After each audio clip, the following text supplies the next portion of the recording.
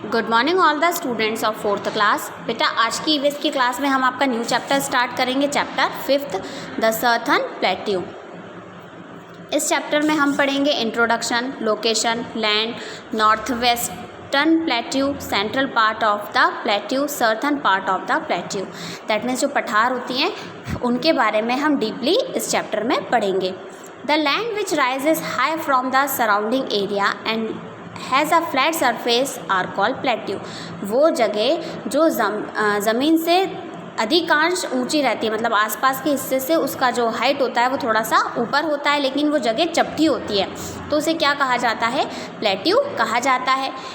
It is a generally lower than the mountain. और ये जगह पहाड़ों से नीची और प्लेन से ऊंची होती हैं और इन्हें क्या कहा जाता है? प्लेट्यू कहा जाता है।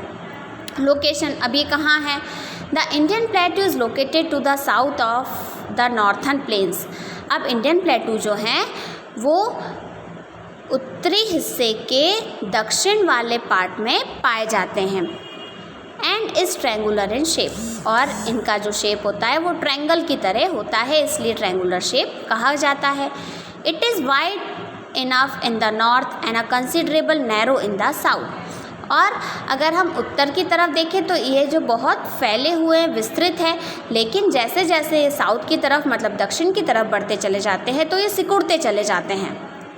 It is surrounded by the Aravali range in the north west and the Chhota Nagpur plateau and the Rajmahal hills in the north east, the Nilgiri and Annamalai hills in the south, the western ghats in the west and the eastern ghats in the east.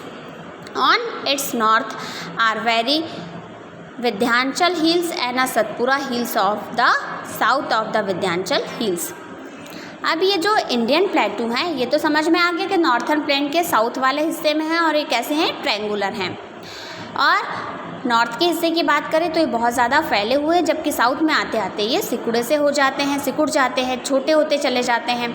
और अब यहाँ surrounding जो है वो किससे surrounded होते हैं? ये जो प्लेट्यूज़ होते हैं अरावली रेंज नॉर्थ वेस्ट हिस्से से अगर देखें तो वहाँ पे क्या है? अरावली रेंज है और छोटा नागपुर और राजमहल की जो चोटी हैं वो हैं, है ना, नॉर्थ ईस्ट में। और अगर नीलगिरी और अन्नामलाई हिल्स कहाँ पे है? साउथ में है, जबकि वेस्टर्न घाट्स कहाँ है? वेस्ट में है।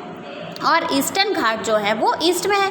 तो इस तरीके से ये south north south east west में चारों तरफ से घिरा हुआ रहता है। और यहाँ विंध्याचल हिल्स और सतपुरा हिल्स कहाँ पाई जाती हैं? विंध्याचल हिल्स के साउथ में। अब हम पढ़ेंगे इसका लैंड, जो हमारा नेक्स्ट टॉपिक है। The land of a plateau is not flat like that of the northern plains. अब प्लेट्यू की जो ज़मीन होती है वो नॉर्थन प्लेन्स की तरह बिल्कुल फ्लैट या चपटी नहीं होती है। It is rough and uneven. ये कैसी होती है? खुरदुरी सी होती है और ऊंची नीची। अनइवन का मतलब क्या होता है? ऊंची नीची। Due to its enormous size there is a variety in the structure of land and the soil. और इसका साइज़ कैसा है? बहुत बड़ा है। ये प्लेट्यू बहुत बड़ा है, इसलिए यहाँ पे अलग अलग प्रकार के स्ट्रक्चर्स हम देख सकते हैं लैंड के, जिसे हम ढांचे बोल सकते हैं। और मिट्टी भी यहाँ की कैसी रहती है? डिफरेंट होती है अलग अलग जगहों के हिसाब से। On this basis it is divided into 4 part. और इन्हीं विभिन्नताओं की वजह से इसे 4 में बांटा गया है, विभाजित किया गया है। पहला क्या है? The north western plateau. पहले है नॉर्थ वेस्टर्न प्लेट्यू, मतलब उत्तरी पश्चिमी पठार। दूसरा है द नॉर्थ ईस्टर्न प्लेट्यू, मतलब उत्तर पूर्वी पठार।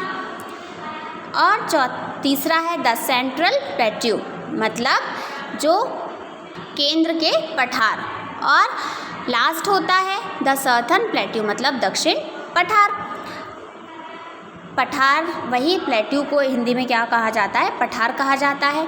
तो इन्हीं प्लेट्यूज़ को अकॉर्डिंग टू सॉइल और according to structure of land 4 में डिवाइड कर दिया गया।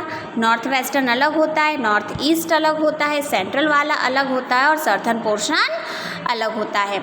आज की क्लास में हम इतना ही पढ़ेंगे। इसके आगे का चैप्टर हम नेक्स्ट क्लास में रीड करेंगे। आप में से किसी भी बच्चे के आगे के 4 चैप्टर अगर छूट गए हों एक्सप्लेनेशन में, तो आप लोग स्कूल के यूट्यूब चैनल से उसे देख सकते हैं। आपको चारों चैप्टर की कॉपीज़ कंप्लीट करनी है और स्कूल में आकर उन्हें चेक करवाना है।